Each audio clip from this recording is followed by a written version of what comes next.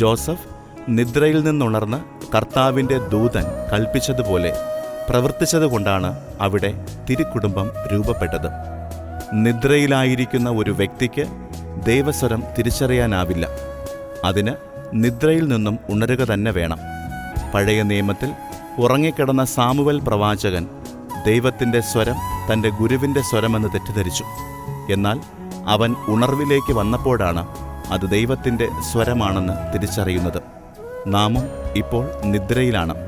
ആഡംബരത്തിൻ്റെ, അലസതയുടെ, അജ്ഞതയുടെ നിദ്ര. ഇത്തരത്തിലുള്ള നിദ്രകളാണ് നമ്മെ തകർക്കുന്നത്. ഇതിൽ നിന്നും ഉണർന്ന് എഴുന്നേറ്റാൽ മാത്രമേ രക്ഷയുണ്ടാകൂ. നിദ്രയിൽ നിന്നുണരുക, അതാണ് ദൈവം നമ്മോട് ആവശ്യപ്പെടുന്നത്. ക്രിസ്മസ് ഉണർവിൻ്റെ കാലമാണ്. അതിനാൽ ഉണരുക, ഉണർന്ന് പ്രശോഭിക്കുക.